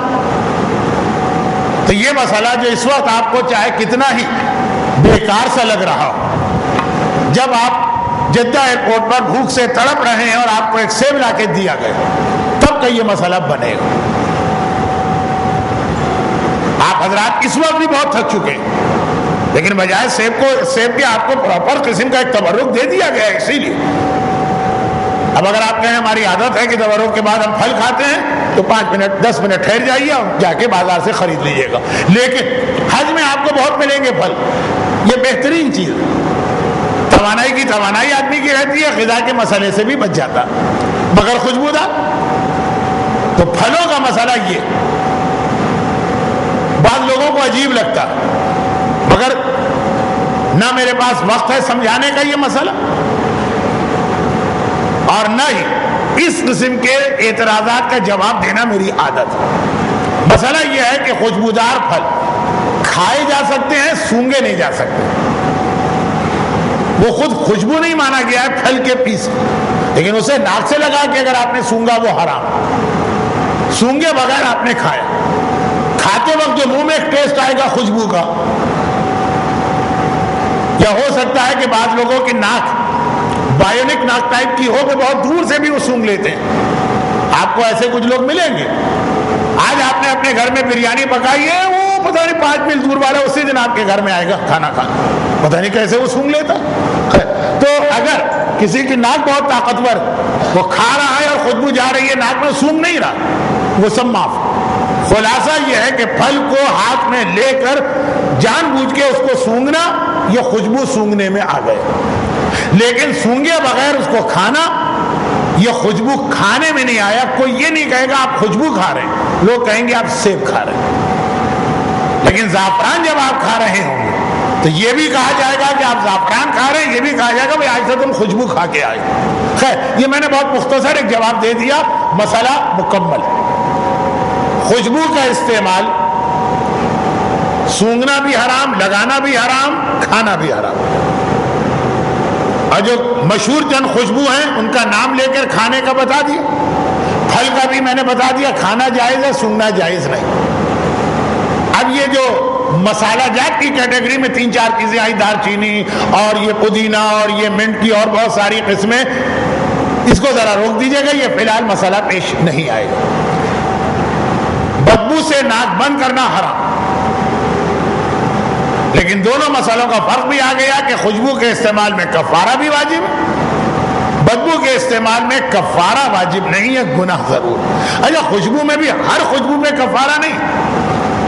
بعض مراجع کہتے ہیں بلکہ شاید زیادہ یہی کہتے ہیں، خوشبو کھائی جائے تو کفارہ، سونگی جائے یا لگائی جائے تو گناہ تو ہے، کفارہ نہیں۔ میں خاص آپ کے مرجع کا فتویٰ نہیں بتا رہا ہوں، کیونکہ کفارہ نہیں ہے کہ لفظ لوگ سنتے ہیں تو سمجھ لیتے ہیں کہ اس کی اجازت مل گئی، نہیں، حرام تو ہے اپنی جگہ۔ اب یہ چارٹ آج مکمل نہیں ہو پائے گا، لیکن کم از کم ایک دو تین باتیں میں اور بتا دوں، کیونکہ اب جو یہ مشترک حرام کا پہلا کالم ہے یہ سب آدھے منٹ کا۔ چوتھی چیز جو حرام ہے وہ ہے سرما لگانا۔ اب اس میں کیا بتایا جائے، ویسے ہی لوگ عام حالت میں سرما نہیں لگاتے، تو احرام میں کون خاص طور پہ سرما لگائے گا؟ پانچویں چیز ہے ناخن کاٹنا۔ احرام کی حالت میں ناخن کاٹنا حرام، لیکن وہی بات کہ اگر بھولے سے ناخن کاٹے، خیال ہی نہیں رہا، تو معاف بھی ہے، کفارہ بھی نہیں۔ اچھا، ناخن کاٹنے میں بھی ایک ناخن ایسا ہے جو جان بوجھ کے بھی کاٹ سکتے ہیں آپ، اور وہ ہے اگر کوئی ناخن آدھا کٹا آدھا سالم تکلیف دے رہا ہے جو ناخن، اسے کاٹنے کی اجازت ہے۔ بس خود آپ کو تکلیف دے رہا ہو، آپ دوسرے کے منہ نوچیں گے، اس کو تو یقیناً تکلیف ہوگی، مگر عام زندگی ہوتی تو دوسرا تو آپ کا ہاتھ پکڑ کے آپ کے ناخن کاٹ دیتا۔ اس احرام میں جائز نہیں۔ اس میں دو مسئلے آ گئے، اپنا ناخن بھی نہیں کاٹ سکتے، دوسرے کا ناخن بھی نہیں کاٹ سکتے، اور یہ اتنی بڑی غلطی ہے کہ جس سے لوگوں کا عمرہ غلط ہوتا ہے۔ ابھی نہیں، تقصیر، جب عمرے کا آخری مرحلہ آتا ہے نا، تو اس میں کہ بال کاٹیں یا ناخن کاٹیں، وہاں پہ اگر دوسرے نے آپ کے ناخن کاٹ دیے، وہ کل انتظار کیجیے۔ عام حالت میں، احرام کی حالت میں ناخن کاٹنا جائز نہیں، سوائے اس ناخن کے جو تکلیف دے رہا ہو۔ چھٹا واجب ہے جسم سے خون نکالنا۔ اس میں بھی وہی بات، بھولے سے اگر آپ نے جسم سے خون نکالا تو معاف، نہ کفارہ نہ گناہ۔ جان بوجھ کے جسم سے خون نکالنا حرام۔ لیکن دو چھوٹی باتیں، خون نکالنا حرام، اگر نکل آیا، آپ چل رہے ہیں، ٹھوکر لگی پتھر سے اور خون جاری ہو گئے، یہ مسئلہ بھی پیش آتا۔ کنسٹرکشن بہت زیادہ ہو رہی ہے اس وقت حرم کے چاروں طرف، لیکن اس سے زیادہ جب آپ خانہ کعبہ کا طواف کریں گے اس وقت احرام میں ہوں گے اور ساری چیزیں حرام۔ طواف کے صحن، جو صحن ہوگا جس پہ آپ چل رہے ہیں، کنکر، پتھر، اور جو ایک بہت بڑا مسئلہ ہمارے یہاں پاکستانی خواتین کا ہے، کانچ کی چوڑیوں کا استعمال، وہ مجمع میں ٹوٹ کے زمین پہ گر جاتی ہے۔ اگرچہ وہاں صفائی کا انتظام بہت اچھا، مگر ایسا بھی نہیں کہ ایک سیکنڈ اب آپ وہاں پیچھے سے گزرے، آپ کا پیر اس پہ پڑا، زخمی ہو گیا، خون نکل آئے۔ عورتوں کا تو یہ کہ پھر بھی چلے موٹے موزے پہن کے ہی جائیں تاکہ کنکر پتھر سے بھی بچ جائیں، اور اسلام نے اجازت بھی دی، مرد تو احرام کی حالت میں موزہ بھی نہیں پہن سکتا۔ لیکن یہ والے خون سارے معاف، کیونکہ یہ خون نکل آیا، آپ نے جان بوجھ کے نہیں نکالا۔ اور دوسرا مسئلہ، میں نے کہا اس میں دو چھوٹے مسئلے۔ دوسرا مسئلہ، اگر کسی ضرورت و مجبوری کے تحت خون نکالنا پڑا، احرام میں کوئی آدمی بیمار پڑ گیا، اس کا بلڈ ٹیسٹ ضروری، یا جو مسئلہ بہت کامن، بلڈ ٹیسٹ تو پھر بھی قافلے میں اگر ہوگا ایک وقت میں ایک کا ہوگا، لیکن جو مسئلہ بہت کامن ہے جس میں بھی شریک ہوں، ڈائبٹک پیشنٹ، خاص طور پر احرام میں جو اتنی تھکن ہوتی ہے نا، بلڈ شوگر لو ہونے لگتی ہے۔ میں اس وقت فقہی کلاس دے رہا ہوں، کوئی میڈیکل کا لیکچر نہیں دے رہا۔ شوگر بڑھ جائے تو اتنی نقصان دہ نہیں ہے، کم ہو جائے تو آدمی مر جاتا، پہلے کوما میں جائے گا پھر مر جائے گا۔ سارے ڈائبٹک پیشنٹ پتا ہے کہ ان کے ڈاکٹرز بار بار کہتے ہیں شوگر لو نہ ہونے دیں، اور احرام میں بہت زیادہ لو ہوتی ہے، اس لیے کہ ایک تو ویسے ہی اتنی تھکن، پھر آپ طواف کر رہے ہیں 7 چکر، صفا مروہ میں دوڑ رہے ہیں۔ یہ جو حرام چیزیں ہیں، یہ احرام پہننے سے لے کے آخر تک حرام ہے۔ تو اب اگر اس وقت آپ کو چیک کرنا ہے آپ کی پوزیشن کیا، تو جان بوجھ کے ہی آپ خون نکالیں، لیکن یہ والا خون جو نکالا یہ بھی معاف، کیونکہ یہ آ گیا ضرورت یا مجبوری کی کیٹیگری۔ اگر کبھی کسی وجہ سے دوران احرام انجیکشن لگانا پڑے. کبھی تو ایسا بھی ہوتا تھا پہلے کہ آپ سعودی عرب میں قدم رکھتے تھے تو پاکستان وغیرہ کے سرٹیفکیٹ کو نہیں مانتے تھے, خود وہیں پہ انجیکشن لگاتے تھے. اور اتنے سارے لوگوں کو انجیکشن لگانا ہے تو وہ آپ کی نزاکتوں کا خیال نہیں کرتے تھے. وہ جیسے قصائی آگے بڑھتا ہے, جیسے وہ دیوار توڑنے والا ہتھکڑی اور چھینی سے دیوار میں سوراخ کرتا, اس طرح سے انجیکشن بازو میں گھسیڑتے تھے. خود نکلا معاف. اور پھر ڈائبیٹک پیشنٹ انسولین کا اگر انجیکشن لیتا, مجھے نہیں پتا کاروان ابوذر کی پالیسی میں ایسے لوگ کاروان میں آ سکتے ہیں کہ نہیں آ سکتے, لیکن بہرحال بہت سارے ایسے لوگ ہیں جب اپلیکیشن جمع کرائی ہوگی صحت مند ہوں گے, 4 مہینے میں بیمار پڑ گئے ہوں گے مثلا. تو خیر یہ سارے خون نکالنا, انسولین پیشنٹ کو پتا ہے کہ جب وہ انسولین لیتا ایک آدھ ڈراپ آف بلڈ نکل آتا ہے, یہ سب معاف. تو کتنا بچا؟ بہت کم. آخر میں جا کے مسئلہ بچا, اس لیے اس کے اوپر وقت لگانے کی ضرورت ہے. 7واں یہ ہے جان بوجھ کر آئینہ دیکھنا. دیکھیے یہ تو مجھے جان بوجھ کے تو ہر ایک کے ساتھ لکھنا چاہیے,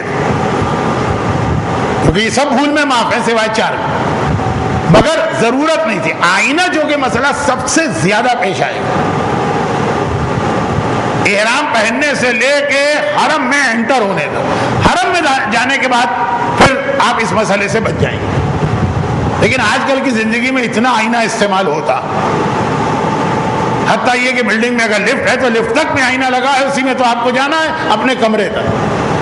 تو اس لیے میں نے اس کو جان بوجھ کے لفظ کو بڑھایا کہ اگر بھولے سے آئینہ دیکھا, بے اختیار نگاہ پڑ گئی اور آپ نے نگاہ ہٹا لی, وہ کوئی بات نہیں, معاف ہے, کوئی گناہ نہیں. جان بوجھ کے ہاتھ میں آئینہ لے کے آپ دیکھ رہے ہیں, اس میں بھی موجودہ مراجع کی نگاہ. اگر آپ کسی مجبوری کی وجہ سے آئینہ دیکھ رہے ہیں احرام میں بھی جان بوجھ کر, لیکن مجبوری, آپ کو ایسا لگا کہ کہیں چہرے وغیرہ پہ زخم لگ گیا, خون نکل آئے, اور ابھی مجھے طواف کرنا ہے جس کے لیے وضو کرنا ہوگا, پتہ نہیں خون ہے کہ نہیں.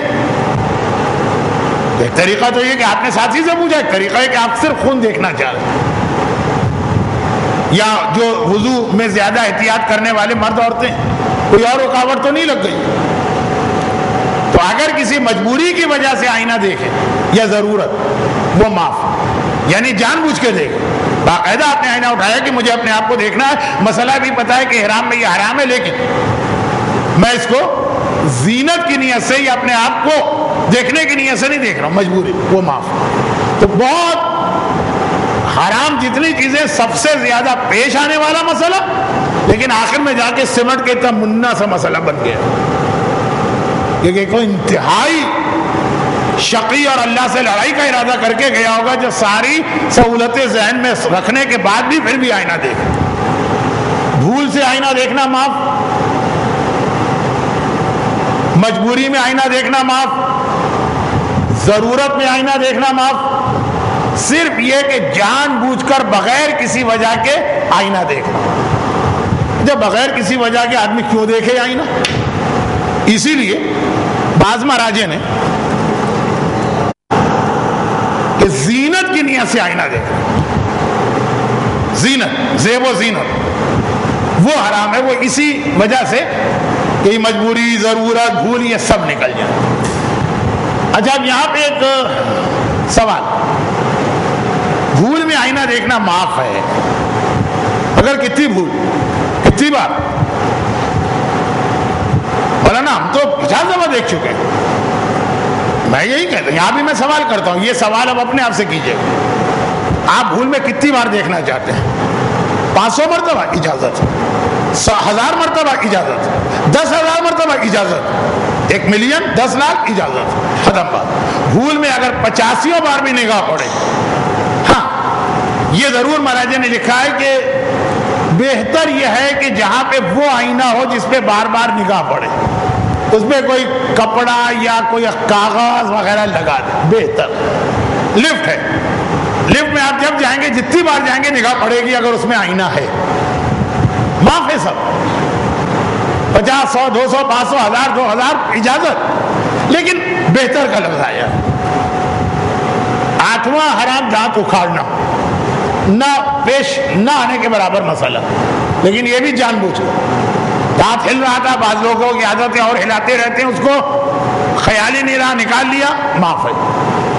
نویں چیز زینت کرنا، 10ویں چیز جھوٹ بولنا یا گالیاں دینا۔ 10ویں چیز کو پہلے لے لیں، پھر 9ویں چیز پہ ہمارا بیان مکمل ہوگا۔ احرام کی حالت میں جھوٹ بولنا اور گالیاں دینا ہی وہ مسئلہ جو ذرا لوگوں کو چونکا دیتا ہے کہ مولانا کیا یہ باقی حالتوں میں اجازت ہے؟ یہ وہ حرام ہے جو ویسے ہی گناہ ہے، احرام میں اس کا عذاب بھی بڑھ جاتا ہے اور اس کا کفارہ بھی بڑا ہوتا ہے۔ عام حالت میں آپ گالیاں دیں، جائیے کبھی ہول سیل مارکیٹ، کپڑا مارکیٹ وغیرہ میں جا کے سنیں آپ کیا زبان استعمال ہوتی ہے، گناہ تو وہ بھی ہو رہا ہے، لیکن وہی گالی احرام میں دی تو کبھی حج، کبھی اونٹ، کبھی بکرا، کبھی گائے واجب ہوتی۔ تو احرام کی حالت میں بھی یہ حرام ہے اور عام زندگی میں اس کو کیا بتا۔ اور زینت کرنا آج کا آخری مسئلہ بچا، ہر وہ عمل کرنا جو یہ کہا جائے کہ یہ آدمی اپنے آپ کو زینت دے رہا ہے، زیبائش کر رہا ہے، بنا رہا ہے، سنوار رہا ہے، سجا رہا ہے، وہ احرام کی حالت میں جائز نہیں۔ تو اگرچہ اب تک جو چیزیں بیان کی گئی ہیں بہت ساری زینت تو اسی میں کٹ گئی، بالوں میں کنگھی کرنا جب نہیں ہے، اور تیل نہیں لگا سکتے، اور لوشن نہیں لگا سکتے، اور کریم نہیں لگا سکتے، اور چکنی چیزیں، تو اکثر تو عورتوں کے ڈریسنگ ٹیبل کے آدھی سے زیادہ ڈریسنگ ٹیبل تو میں نے ویسے ہی خالی کر دی، وہ ساری چیزیں اٹھوا لی۔ پھر بھی اگر کچھ بچی کچھ ہی زینت بچ گئی، ہر وہ چیز جو زینت کہلائے۔ چنانچہ عورت کے زیورات، زیور زینت، لیکن نہیں زینت نہیں، لیکن نہیں زینت ہے، لیکن نہیں ہے۔ اس کا مطلب یہ کیا مطلب ہوا اس کا یہ مطلب نہیں ہوا کہ مجھے بھی اب بہت بھوک لگ رہی ہے، نہیں، یہ بھوک کی وجہ سے ایسا نہیں ہے، سمجھانے کے لیے۔ جو زیور عورت اپنی عام زندگی میں ہر وقت پہنے رہتی وہ اس کا عام لباس مانا گیا، اس کو زینت نہیں مانا گیا۔ لیکن جو زیور ہر وقت نہیں پہنا جاتا ہے، خاص موقعوں پہ کہیں شادی میں جا رہے ہیں، کہیں شاپنگ پہ جا رہے ہیں، کسی سے ملنے جا رہے ہیں، تب پہنتے ہیں۔ دیکھیے مسئلے جو ہوتے ہیں نا پوری دنیا کے لیے یکساں ہوتے ہیں۔ کراچی میں اور سولجر بازار میں تو آپ سے کہا جائے گا کہ کوئی بھی زیور پہن کے گھر سے نہ نکلے، اب تو یہ ماحول ہے نا، لیکن مسئلہ شرعی تو ساری دنیا کے لیے۔ جو زیور عورت ہر وقت پہنے رہتی ہے، تقریباً ہر وقت، جیسے ناک کی کیل ہوتی ہے، کچھ عورتوں کے کانوں میں بالیاں ہوتی ہیں، کوئی ہلکا پھلکا اگر کسی کے گلے میں ہار ہے، ہر عورت کا اپنا ایک اسٹائل ہے، کچھ چوڑیاں ہیں، کچھ انگوٹھی ہے، وہ والی چیز چونکہ وہ ہر وقت پہنتی ہے وہ زینت نہیں ہے، وہ احرام میں بھی اس کو اسی طرح سے جاری رکھے۔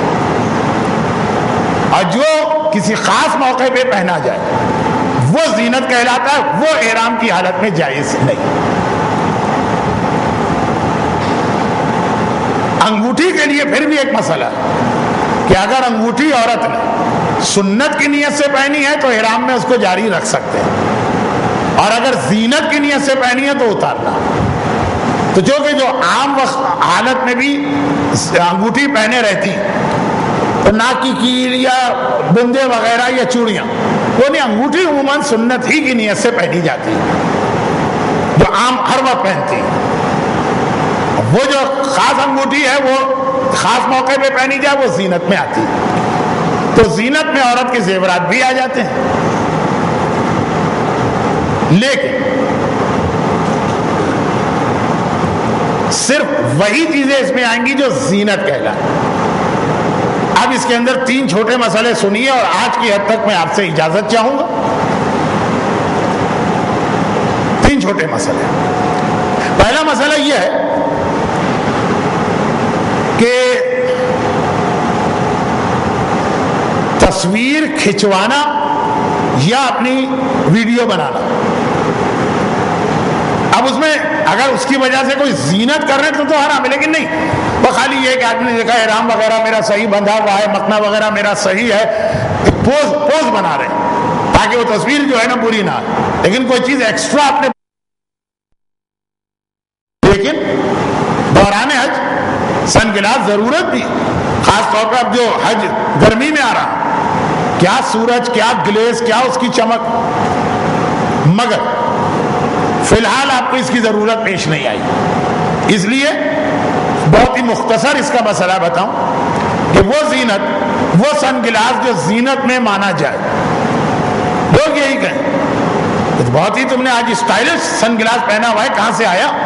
وہ احرام کی حالت میں نہیں پہن سکتے، بلکہ شاید عورت عام زندگی میں بھی نہ پہنے، وہ تو حجاب کے بھی خلاف۔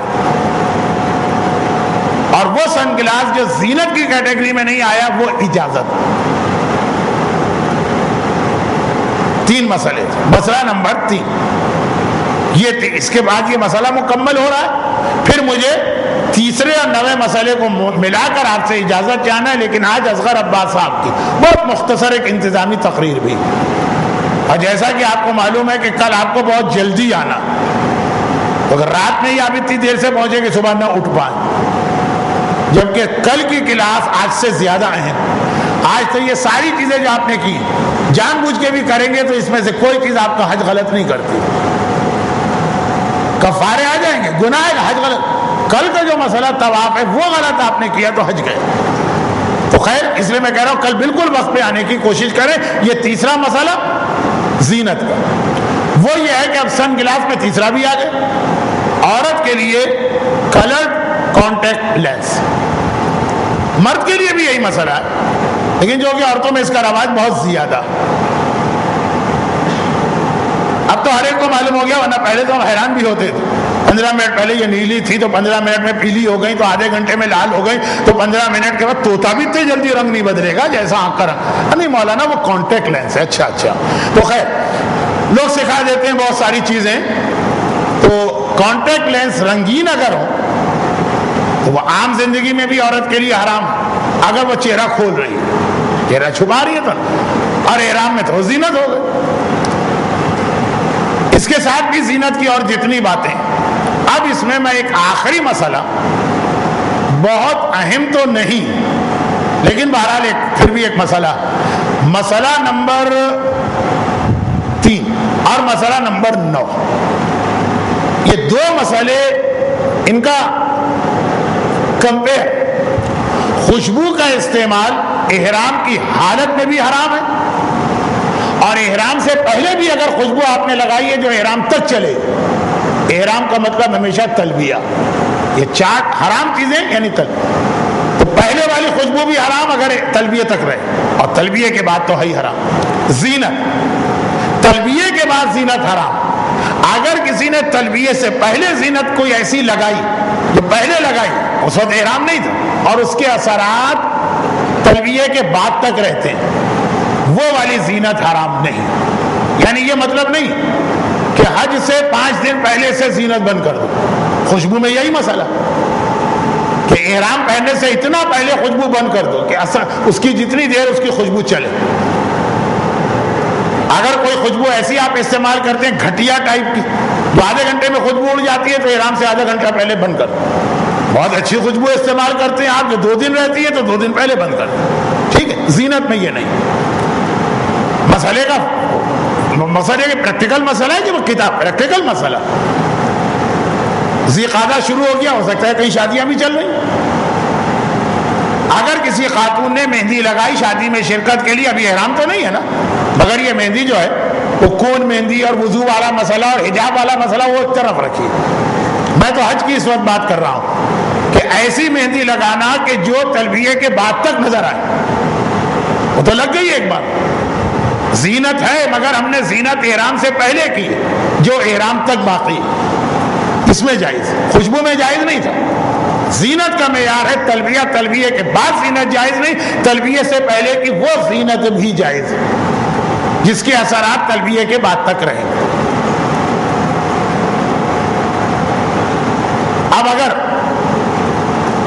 جو مثال میں دے رہا ہوں اس کو اگر زینت مانا جائے، شاید وہ زینت بھی نہیں ہے۔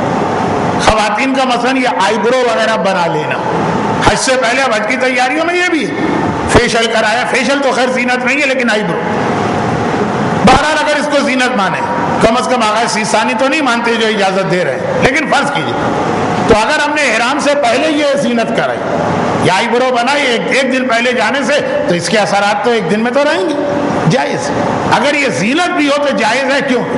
تلبیہ سے پہلے کی گئی ہے، اثرات اگر احرام میں چلیں تو زینت میں وہ معاف۔ مثالیں تو بہت ساری بنیں گی، لیکن ایک آخری مثال دے کے بات ختم ہو۔ تیسری چیز بھی ایسی ہے، لیکن چلے اس کو زینت مانے۔ تیسری چیز ہے بالوں میں خضاب لگانا، کلر کرنا، بالوں کو ڈائی کرنا۔ بہت ساری خواتین کے بال وقت سے پہلے سفید ہوتے ہیں، وہ بالوں میں کلر کرتی ہیں، اور مردوں کے لیے بھی کہ بال اور داڑھی۔ اب اگر ہم نے حج پر جانے سے ایک دن پہلے یہ کلر وغیرہ کیا تو اب اس کا اثر ایک دن تو رہے گا۔ تو کلر والے تو کہتے ہیں کہ 28 دن چلے گا، کچھ کہتے ہیں 3 مہینے چلے گا، کوئی کہتے ہیں زندگی بھر چلے گا۔ بہرحال ایک دن 2 دن تو رہے گا۔ ہم نے تلبیہ پڑھنے سے پہلے وہ کلر لگایا بالوں جو پورے احرام میں چلے گا، تو خوشبو اگر ہوتی تو کہا جاتا پہلے سے ہی خوشبو حرام ہوگی۔ یہ حرام نہیں ہے، آپ احرام بلکہ جس وقت غسل احرام کر رہے ہیں، یعنی احرام میں 15 منٹ ہے، اس وقت بھی آپ چاہیں تو زینت کی ہر چیز استعمال کر سکتے ہیں، چاہے پتہ بھی ہو کہ یہ 15 منٹ تک تو رہے گی۔ تو یہ خوشبو اور زینت کا ایک فرض ذہن میں رکھیے گا۔ تلبیہ پڑھنے کے بعد دونوں حرام ہو جاتے ہیں، مگر پیشگی ایڈوانس میں تلبیہ سے پہلے خوشبو حرام ہے جس کے اثرات باقی رہے، اور زینت حرام نہیں ہے چاہے اس کے اثرات بھی باقی رہے۔ تو یہ تقریباً یہ میں پہلا کالم اس لیے آج پورا کرنا چاہتا تھا کہ زینت کے مسئلے پر دوبارہ خوشبو کی طرف ہم کو جانا پڑا۔ تو اگر ہم آج زینت چھوڑ دیتے اور پھر کل زینت سمجھاتے تو پھر پورا خوشبو سمجھانا پڑتا۔ مجھے کوئی اعتراض نہیں، لیکن کل وقت نہیں، کل عمرے کے وہ مسئلے بتانا ہے جو پورے حج کو غلط کریں گے، طواف اور سعی اور نماز۔ پھر میں جملہ دوہرا دوں، یہ پورا چارٹ احرام کی پابندیاں ہیں جس کا خیال کرنا واجب، لیکن اگر آپ ان میں سے تقریباً ہر چیز کو جان بوجھ کر بھی کریں تو گناہ پر گناہ پر گناہ پر گناہ پر گناہ پر گناہ ہوگا، حج غلط نہیں ہوگا۔ تو زیادہ اہم وہ والا مسئلہ ہے، تو اس لیے میں نے یہ چاہا کہ کل میں کم سے کم وقت اس چارٹ کو دوں۔ آج کی میری گفتگو ختم ہوئی، اور جو میری 2 گزارشات آپ سن چکے ہیں، تیسری بھی ملا لیجئے۔ پہلی گزارش یہ کہ چونکہ کل آپ کو بہت صبح آ جانا اور بہت اہم مسئلے، اس اعتبار سے آپ کو رات جتنے جلدی گھر جا کے سو جائیں اچھا۔ دوسرا یہ کہ آج میری تقریر کے بعد ایک انتظامی تقریر بھی ہے، وہ بھی سننا ہے آپ، بہت مختصر ہے لیکن ہے۔ اور تیسرا یہ فرما ہمیں بار بار حج کرنے کی توفیق عطا فرما، اس حج میں ہمیں اپنے زمانے کے امام کی زیارت کا موقع عطا فرما، پروردگارہ ہمیں دوران حج اپنے ساتھیوں کے آرام کا خیال کر کے اس انداز کا حج کرنے کی توفیق عطا فرما جو خدمت حجاج کے عنوان سے خود امام معصوم کرتے تھے۔ خدا بندہ تمام مومنین، لیکن خاص طور پہ جو لوگ حج پہ جا رہے ہیں، انہیں ہر آفت بلا، خاص طور پر ہر بیماری اور کمزوری سے بچا جو حج کے راستے میں رکاوٹ بنے۔ ربنا تقبل منا انک انت السمیع العلیم